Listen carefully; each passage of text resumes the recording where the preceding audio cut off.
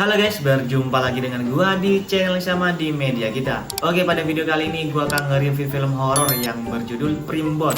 Film ini sudah tayang di bioskop di seluruh Indonesia. Oke lah, seperti apa kisah dan review mengenai film ini, kita langsung aja ke videonya. Keberagaman dalam dunia perfilman Indonesia saat ini sangat terasa. Banyak film dengan genre berbeda-beda diproduksi dan berhasil mencuri perhatian masyarakat Indonesia. Tidak terkecuali dengan film genre horor yang selalu mendapatkan tempat khusus di hati para penonton. Dalam beberapa tahun terakhir, kita bisa melihat bagaimana judul-judul film horor baru bermunculan dengan konsep dan cerita unik yang mengundang rasa penasaran penonton. Salah satunya adalah Primbon. Kultur Jawa dengan beragam mitos dan Primbonnya yang memang tak berkesudahan untuk menjadi latar cerita bagi film-film horor di Indonesia. Lagi pula telah kadung mengakar kuat. Salah satunya lewat Primbon arahan Rudi Sudjarwo dengan skenario garapan Lele Laila. Primbon dikenalkan antara lain oleh Happy Salma, Nugi, Flavio Zafira, Azela Putri, Ciko Kurniawan, dan Jajang Nur. Usai sangat mengecewakan dengan hasil garapan skenario KKN di Desa Penari.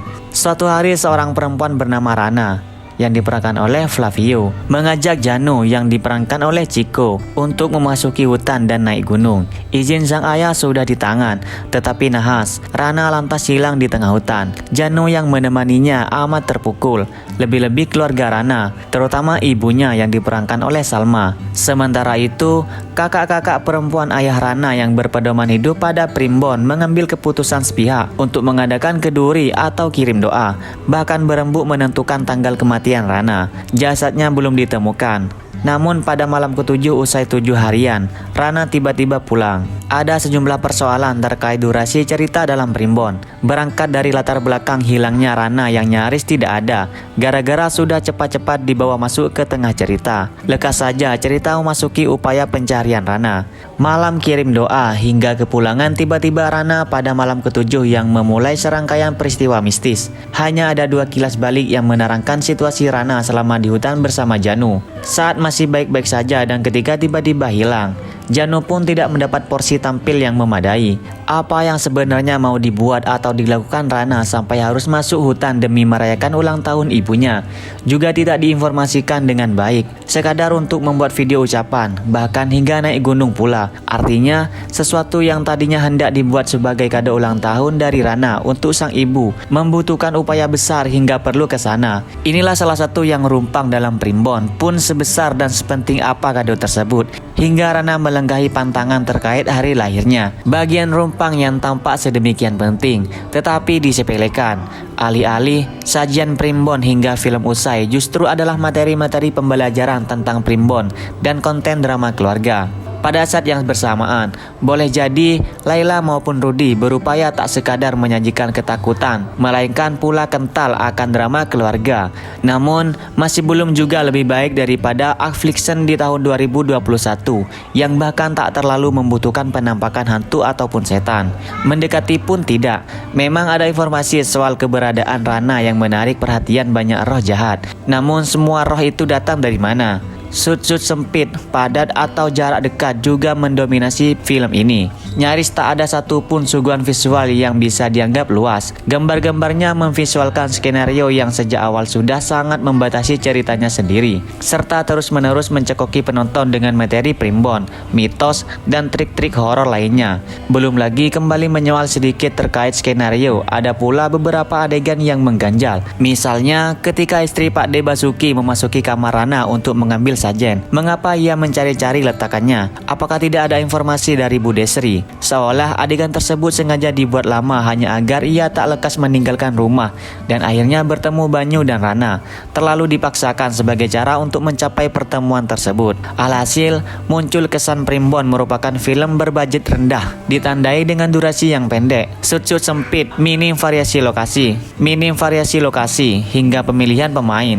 3 yang paling mengganggu adalah Opi Adaresta, Septian Dwi Cahyo, dan Oni Serojawati Hafiz. Terutama Oni yang kerap kali telat merespon situasi dan tembakan dialog dari lawan mainnya. Saat ketiga pemain ini tampil bareng dalam satu layar, maka saat itulah jeda dialognya bakal terasa. Ciko yang sedemikian bertalenta bahkan minim kesempatan untuk unjuk gigi. Beruntungnya masih ada Happy Salma dan Jajang Nur, walau lagi-lagi Nugi memerankan karakter tipikalnya yang banyak mengalah. Film ini hanyalah materi pembelajaran tentang primbon selama hampir 1,5 jam yang divisualkan dan bernuansa horor, serta sajian drama keluarga.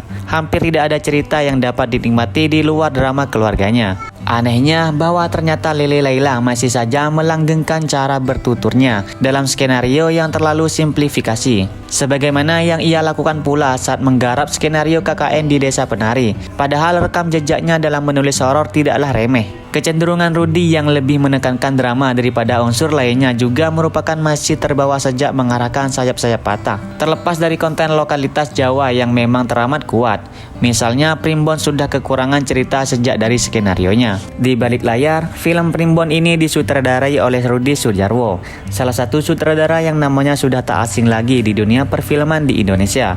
Beliau telah banyak menciptakan karya film yang tidak hanya berbeda dalam hal genre, namun juga berhasil menyuguhkan kualitas cerita yang memukau. Dengan adanya Sudjarwo di kursi sutradara, tidak heran jika Primbon menjadi salah satu film horor yang sangat dinantikan oleh para penonton. Pada film ini, Sudjarwo akan membawa penonton ke dalam sebuah kisah teror yang dialami oleh keluarga keturunan Raja Jawa yang diganggu oleh makhluk astral.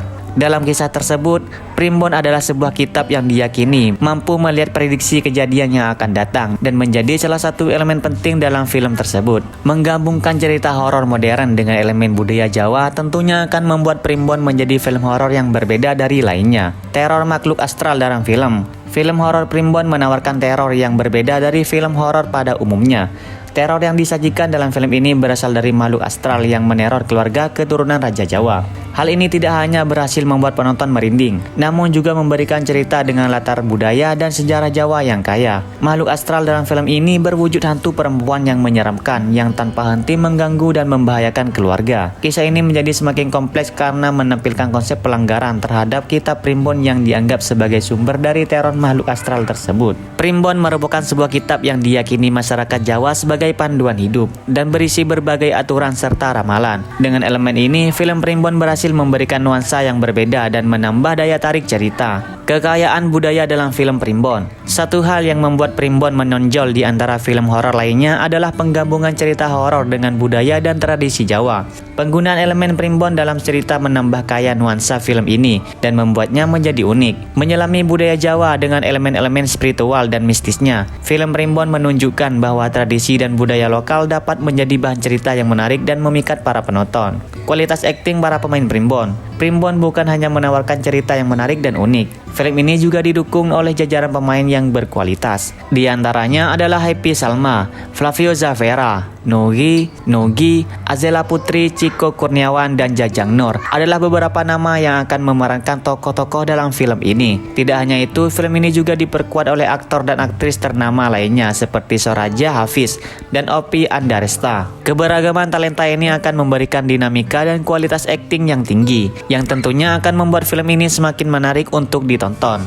Oke, itulah review dari gua mengenai film ini. Semoga kalian suka dan kalian terhibur. Dan buat kalian yang baru bergabung di channel ini, jangan lupa kalian like, comment, share, dan subscribe dan aktifkan tombol loncengnya agar setiap ada video terbaru kalian tidak pernah ketinggalan.